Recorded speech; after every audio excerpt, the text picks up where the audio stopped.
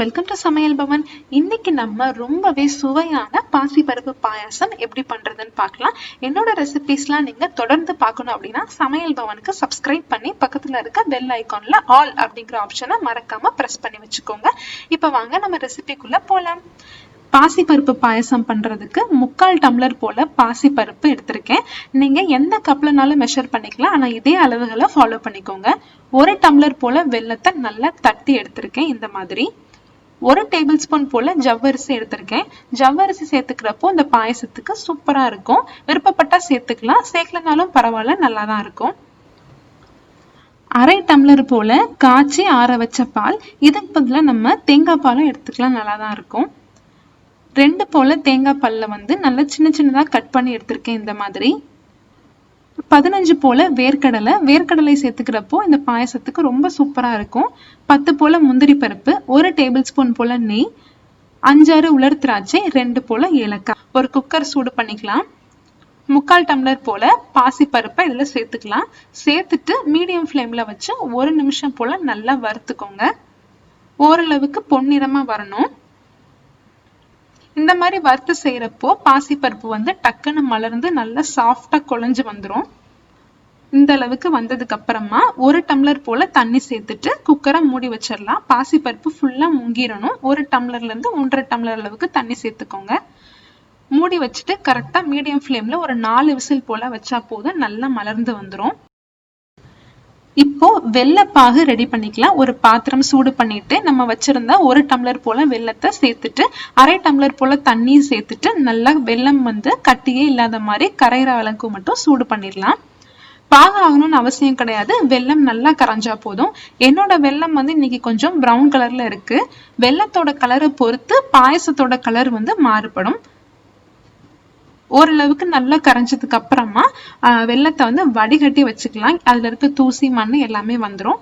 இன்னொரு பாத்திரத்துல 1 டம்ளர் போல தண்ணி சேர்த்துட்டு நம்ம எடுத்து வச்சிருந்தோம் இல்லையா ஜவ்வரிசி, அதை வேக வச்சிடலாம். ஜவ்வரிசியை நம்ம ஒரு 1/2 மணி நேரம் முன்னாடியே ஊற வச்சிட்டோம் அப்படின்னா டக்குன்னு வெந்துடும். ஊற வைக்காம அப்படியே சேர்த்துக்கிறப்போ 20 நிமிஷம் போல ஆகும் வெந்து வர்றதுக்கு. ஜவ்வரிசி சேர்த்துக்கிறப்போ இந்த பாயசத்துக்கு ரொம்ப டேஸ்டா இருக்கும். வாயில கடிபடுறப்போ ரொம்ப சூப்பரா இருக்கும். விருப்பப்பட்டா சேர்த்துக்கலாம். இது ஒரு கண்ணாடி மாதிரி வரணும். அந்த ஸ்டேஜ்ல தான் அடுப்பை ஆஃப் பண்ணிக்கணும். இந்த மாதிரி இருக்கணும். இப்போ நம்ம குக்கர் ஓபன் பண்ணி பார்த்துடலாம். நம்ம பாசி பருப்பு நல்லா வெந்துருச்சு, நல்லா குலைவா வெந்திருக்கு. ஒரு கரண்டி வச்சு நல்லா மசிச்சு விட்டுக்கோங்க.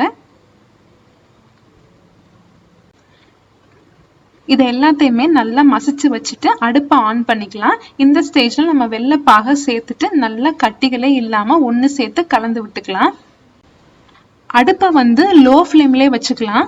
இது கூட நம்ம வேக வச்சிருந்த ஜவ்வரிசியை சேர்த்துக்கலாம். அதே மாதிரி நம்ம எடுத்து வச்சிருந்த 1/2 டம்ளர் பால், காய்ச்சி ஆற வச்ச பால் தான், அதையும் சேர்த்துக்கலாம். பால் சேர்த்துக்கிறப்போ நம்ம பாயசம் நல்ல ரிச்சா இருக்கும் சாப்பிடுறதுக்கு. எல்லாத்தையுமே ஒண்ணு சேர்த்து நல்லா கலந்து விட்டுறலாம். பாருங்க, இந்த மாதிரி கன்சிஸ்டன்சில வந்துடும் பால் சேர்த்ததுக்கு அப்புறமா. இது எல்லாமே லோ ஃப்ளேம்ல 1 நிமிஷம் போல இருக்கட்டும். அந்த டைம்ல ஒரு கடாய் சூடு பண்ணி 1 டேபிள் ஸ்பூன் போல நெய் சேர்த்துட்டு முந்திரி பருப்பு, உலர் திராட்சை, வேர்க்கடலை எல்லாத்தையுமே வறுத்து எடுத்துக்கலாம். கடைசியா நம்ம கட் பண்ணி வச்சிருக்க தேங்காயையும் நெய்ல சேர்த்துட்டு நல்லா வறுத்துட்டு எடுத்துக்கலாம்.